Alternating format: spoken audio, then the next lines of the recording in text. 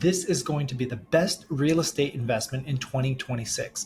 Now, I know that you're planning and it's the end of the year, but you've got to be looking forward to 2026.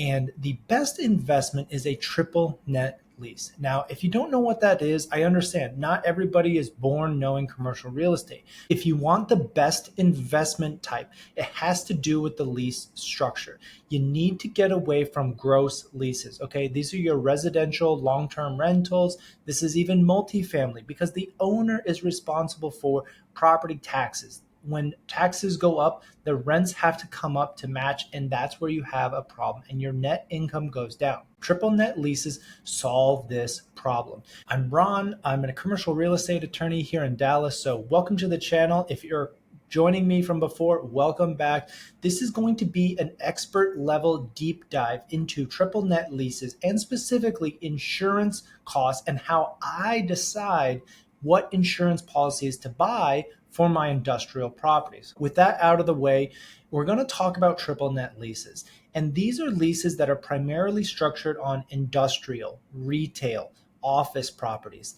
And what is really great about them is generally you have a base rent, which is a fixed amount of rent that the tenant pays to the landlord in exchange for use of the space. All of the operating costs, and that is property taxes, ad valorem taxes, special assessments, insurance premiums, operating expenses, minor repairs. So in theory, it's great because you get your fixed rental income and you don't have the risk of property taxes doubling from year to year and taking that hit to your NOI.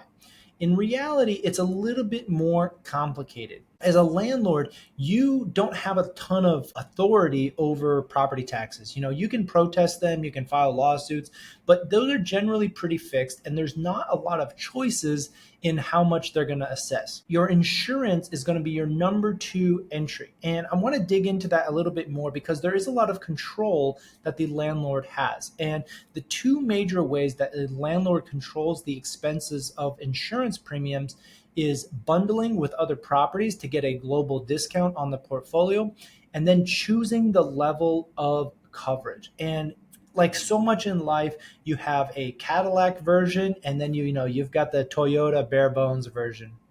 Although now maybe it should be like a Kia Soul or something. I don't know what the cheapest car is. Anyway, this is a real challenge for landlords because while the high level response is to say, Ron, the tenant is going to reimburse me. So why wouldn't I just pick the Cadillac? Why wouldn't I want the full coverage of insurance and just, get the best coverage with the lowest deductibles, the best insurance company, all that stuff, cover terrorism and cyber terrorism and business interruption. These are all types of add-ons that provide more value to the landlord and the tenant foots the bill.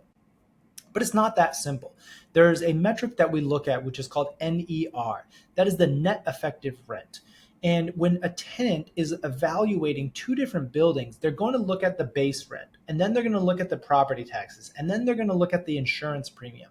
And what happens is if your insurance premium as quoted is very, very high on a per foot basis, let's say it's $2-3 a foot, that's pretty high.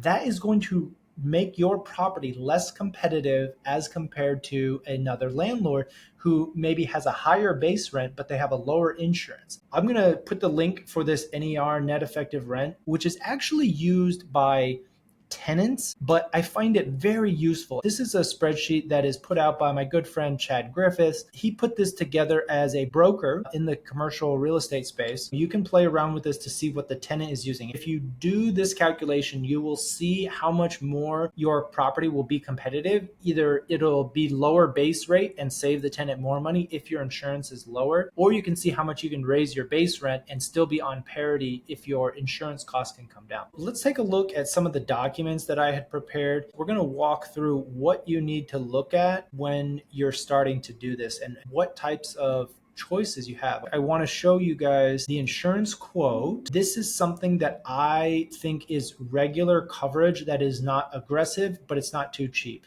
A 2,500 deductible is pretty reasonable. It's very doable, but on a smaller building, we don't have as much NOI. We don't have as much free cash flow. So it hits kind of the same. Windstorm or hail percentage deductible, 1% is good. We're gonna be able to get a new roof if we need to, if there's damage to our building. 1 million, 2 million, that's pretty small, but again, this is a small building. That's right around the purchase price, so it's gonna be okay for replacement costs. I would consider this a pretty comprehensive. You've got a lot of coverage for different categories. If you wanted to save some of this, these are some coverages I did not opt in for. I did not pay for an umbrella. I didn't do auto. Data breach, $100 a year. I don't think that's worth it. So let's take a look at a different policy. This is a $27,000 policy. This is a little bit bigger.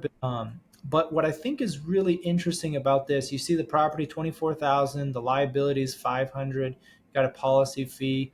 But let's dig into some of these amounts because I want to show you how it's different in terms of the deductible.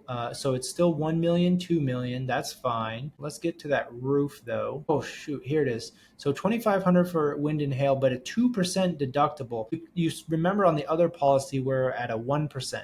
So that's a pretty different number just based on the property values. You're going to have to meet those thresholds. And so that's a big difference. Valuation actual cash value too is very different than just a depreciated amount for new cash value. They're going to depreciate the age of your property, and they're only going to pay starting with what it was worth at the time of the policy.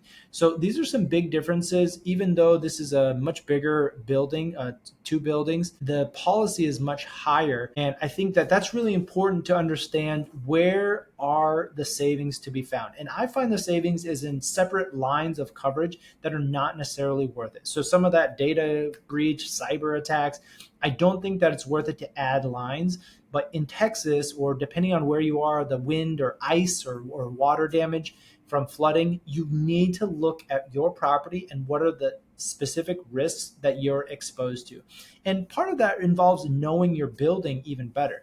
And I do think that means getting roof reports. That means getting PCAs, PCRs, property condition analysis, property condition reports, trying to understand what are the likely claims that you're going to have to file. Because I would much rather have stronger coverage on my high likely of occurrences and no coverage at all instead of kind of going for this wide approach. And so that's going to wrap up this video because I think that triple net is the best way to move forward. You're going to mitigate your losses, but you need to understand your expenses. And if you don't have the ability to bundle into a large portfolio for savings there, you're going to have to look into the specific policy and drop lines that don't make sense for your tenant so that you can remain competitive in the landscape. And so triple net leasing, everybody needs to look into it. You get a guaranteed return on paper. If everything works out, the property taxes can go up. You let your tenant protest. If the property taxes go down, they make a savings. You don't need to take on additional risk when you're buying commercial real estate. So if you have more questions about the legal side or the tax side, please smash that like button, give me a follow, and we'll see you next time.